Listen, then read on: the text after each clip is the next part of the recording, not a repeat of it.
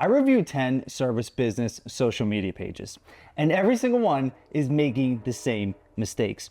They're posting consistently, they have content, but they're missing the one thing that actually brings in customers. And by the end of this video, I'm gonna show you the 5 strategic gaps that are costing you sales and exactly how to fix them. So I do want to start off by saying that Matt does really well. He's very consistent. As you can see, he does get good views on the videos, but he's making a mistake that, again, a lot of people do. And I'm not the kind of business owner that's going to roast all these other people. You know, you've seen those review channels. That's not what I do. I really like to highlight what they do well. And Matt really does a good job with staying consistent and being frequent, right? And I'm going to get into that a little bit more. And I'm also going to show you like one of these bigger mistakes that I see that he's making. Now, when it comes to having a location, right? A local location, it is hard to really differentiate yourself unless you're actually known for something. Now, I'm going to shout out my gym that I've been going to for the past 5 years, Alpha Flight Fitness. They do an amazing job with their social media, like amazing. Of all the gyms that I've seen, they do an amazing job because they have one strong focus and they help people with bodybuilding. So people all around this area that I live in will come to this gym because the trainers specifically help with bodybuilding.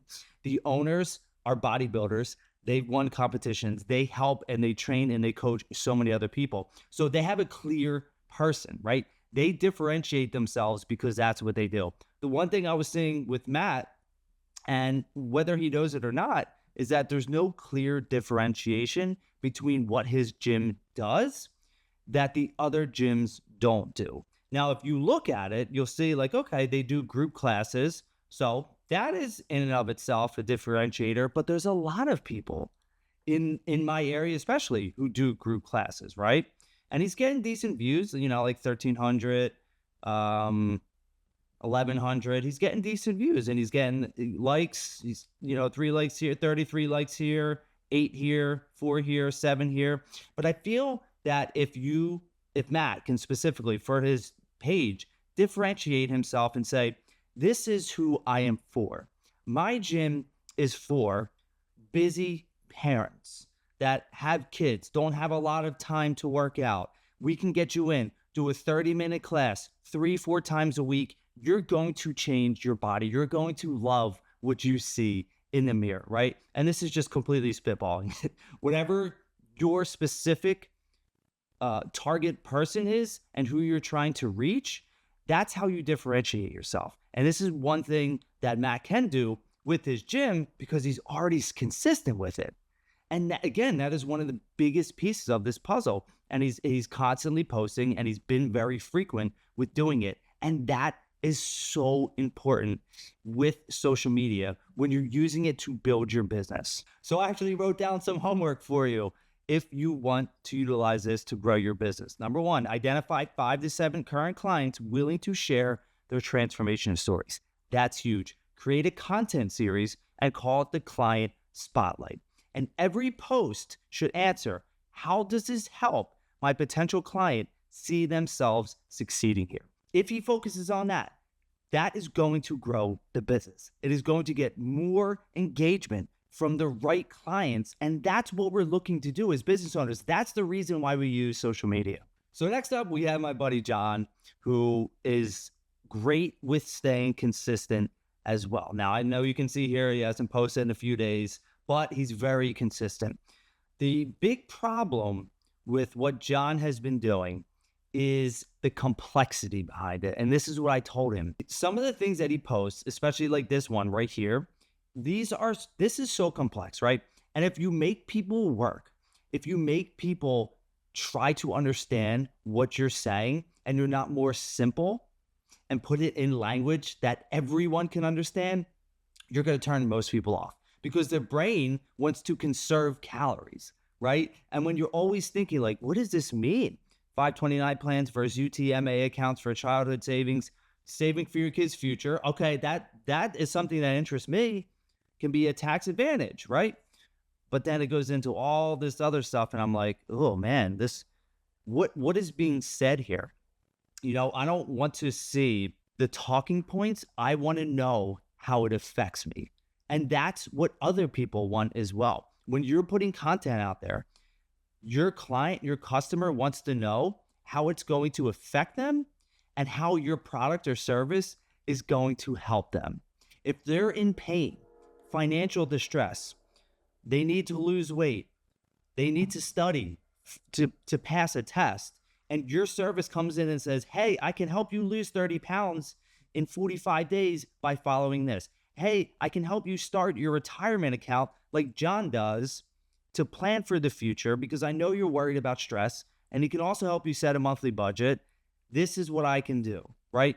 This is what your client and your customer wants. The people that are searching because they have problems, they want to know that it's simple to understand, it's not going to be too complex, and this is the path that I can follow to help solve my issues. And here's the strategic homework for you, John, and for other people as well. Create a translation framework document. When it comes to financial advice, it is so complex that, again, no one understands it. So figure out a way, create a framework that translates what you're saying into the most simplest terms possible. And then convert every industry term into plain English, right? This is all in and of itself. Make it so simple for people to understand that they keep coming back because you're the guy who breaks down complex situations and just makes it very easy to understand. And then lastly, test post with someone outside your industry first, right? Don't share it with me, share it with somebody else. Don't share it with someone that's in the industry and say, hey, does this make sense to you? I'll read it, someone else will read it, and I'll be like, yeah, mainly, but what is this? You make this simpler. That's the way you do it. Make it simple and make it so easy for people to understand. Next up, we have my friend Lori, who is a dog trainer, and she has directions for dogs. Now, Lori, again, she does a great job at being consistent and posting frequently. That is smart, and that's what people need to do. But one of the big mistakes that I've seen that Lori has been making is there's no problem solution post. A problem solution post is when you focus on your clients, your customers, the problems that they have, and then how, again, your service can help them. So as you can see, what she does, she posts, here's one where they did a social gathering. That's done really well. Look, you got 11 engagements. She posted a little bit about fall, right? Wolf pack, or first a pack walk. Okay, so what is the point of having a pack walk? Like, these are the things that I want to understand. And she answers it here. Pack walks have incredible power to transform behaviors, the importance of perseverance because some of these things. So that's good. That's a little bit more. And she posted this yesterday. I don't know if it's because of what we talked about, but look, that she's sharing something. Pack walks have power because of this. Now, a lot of people probably would shy away when they have dogs. Is I don't want to walk my dog with other pack because my dog is like this. My dog might go after another dog. Well, here's the power of having a pack walk, right? She posts again things about the dog to socials, about her business and what her business actually offers, again, about pack walks. But here's the thing. Everyone has problems. People search online. They go to social media, to YouTube, to Google, right? And they type in certain problems that they're having. My dog is a year old and I can't get him to walk on the leash correctly. What do I do? Boom, they pop it into Google, right? They go to YouTube or they go to social media as well. And maybe they're scrolling on social media, right? And they're thinking about it. They're thinking about, yeah, I got my dog is a year old. He's still struggling a lot. And then boom, Directions for Dogs has a post that comes up. Is your dog struggling to walk on the leash? You're not alone. Blah, blah, blah, blah, blah, right? I don't know all the fancy speak with training dogs, but like, that's what people are looking for. And if you can address people's problems and show that your service, your product has the solution, that in and of itself is going to separate you from so many other people. All right, so here's your homework. Number 1, list the top 7 most common dog behaviors that you solve. This is going to make it so much easier for you to actually create content around it. 2, create a content calendar rotating through these problems. You can figure out ways to say the same things like a dozen, 2 dozen times. One problem can have 20 different pieces of content dedicated to it, right? You're the expert. We're all the experts in our industries. You can figure that out, or you can use the AI to help you. And then number 3, start each post or video with, I've noticed dogs struggling with. When you lead with empathy in your social post for your business, it humanizes you and it connects people in a way that nothing else does. Now, the next business up is Vine Designs, and Ivy is an artist and she creates beautiful paintings. One of the big mistakes that she's making is that there's no emotional connection. And that's really important when you're selling something like art, because it is very emotional, right? People buy art because it makes them feel something. So if we just scroll her TikTok here, or TikTok, geez, Instagram, you can see it's just post about the pictures, right? And she, in this one, 18 hours ago, was a little bit more story driven, right? And I had I answered her in the group and told her to just be a little bit more story driven. And she told this story, right? And if we go back to some of the other ones, she told this one just because I'm obsessed with it. Thinking making a similar piece for shows or selling maybe, right? Like there's no true connection behind it. And for me, I want to see the artist more. Like this one is great, in my opinion. Shows a picture of her doing what she does. I love this. This is what people want to see. They want to connect emotionally to the artist creating the piece of art because it brings them in and makes them feel like they're part of the process, right? And that is so important. If you can figure out a way to create that emotional connection, you're going to get so many more clients because they're going to be like, Ivy understands me. She understands what I want. And this is what I'm looking for. All right. And here is your homework for this. Define your ideal customers' psychographics, not demographics, the psychographics, their values, their beliefs, and their interests. This is how you really tap in to the emotional piece of working with other people. I don't care about demographics. I really don't even look at that stuff. I might have it as a part of the process, but I'm really more invested in the psychographics. What do they believe? What do they value? What are their interests? Once you figure that out, it helps you to connect more with people. Number 2 is reach out to past clients and ask them why they commissioned their piece. Get that story. People want this story. Everyone is interested in learning more through stories. That's why stories have been around for thousands of years. And number 3, create story behind the art series for your next 5 posts. This will help. I guarantee this will help you connect to way more people. Next up, we have Bar Cop Studios, and Stacy is a dog photographer. As you can see, there's a dog theme here. I love dogs. They love dogs.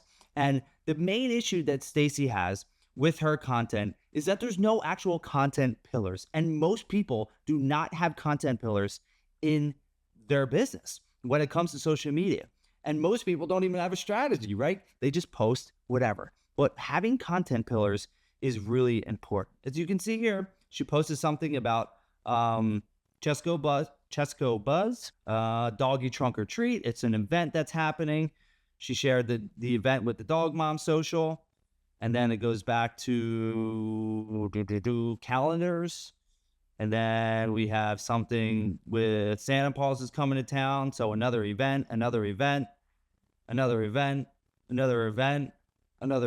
right? So another event, like as you can see, as we scroll through all these posts, it's just event based. And that is a pillar. Here's the thing. That is a pillar. Posting different local events because she has a local business, a local studio that she wants to attract people to who are dog moms and dads to get photography done of their animals or cats or birds or whatever. I'm sure she probably does it all, but she needs to have, we all need to have certain pillars, okay? And this is one of them. Posting local events is a fantastic idea, but it can't be your only thing. Because if you're a pet photographer, show more of that story. Tell more of the dog's stories that are coming in and the parents behind them that are coming in to get photographs of the dog. That's what people want to see. They want to connect to it more, just like Ivy the painter and just like Direction for Dog, right? And Lori. People want to connect to the story more. Everyone has a story to tell in your business. I do not care what kind of business you run. Everyone has a story to tell, and connecting to the stories more will grow your business massively. So here's your strategic homework. Define 3 to 4 content pillars and build in percentages, right? You don't just want to post 100% or 90% events that are happening. Pick 3, pick 4, whatever's easier for you, and break it down into percentages. It can be 25% each if you do 4 and 33% if you do 3. Map out the next 12 posts across these pillars and batch create content within each pillar, because when you're doing that, when you defined your pillars and you know what you're talking about, you can batch create, which is going to help the process. You're not going to be stuck trying to figure out what to say every day, and then tell more stories about pets and their owners. So all 5 of these local service business owners are doing the right thing with staying consistent. Yes, they could be a little bit more consistent. I could be a little bit more consistent. You could probably be a little bit more consistent as well. But consistency only happens when you have a solid strategy behind it. What I've discovered in my time as a small business owner who has used social media and content creation to grow my businesses is that when I have a strategy and I stick to it, I crush it. I do well. I get engagement, I get clients, and I make money. And as soon as I deviate from that strategy, everything falls to shit, right? Everything does. So it is so important to have a solid strategy. But more than that, you need accountability as well. So you can have a strategy like I did, and if you don't have accountability every week to stay on top of it, what's going to happen? When things get tough, when you don't want to do something, you're just going to be like, I don't care. I'm not going to do this. Who am I being held accountable? You can't hold yourself accountable like other people can hold you accountable. And that's the beauty of Clear Voice Media. And that's the beauty of what I'm building. It's not just strategy. Strategy is one of the most important things, but it is also the accountability and the framework behind it to stay accountable. That's why I'm doing what I'm doing and creating the Content Lab, right? Because the Clear Voice Media Content Lab, because I want to help create that mastermind that draws people in, and we can help each other stay accountable on a weekly basis. Because the strategy part is great and you need it, but if you're not being held accountable, that's really difficult for you to constantly live into what you set and the standards that you set for yourself. So if you're interested in learning more, click that link in the description, join the free community, and stay tuned for the next video.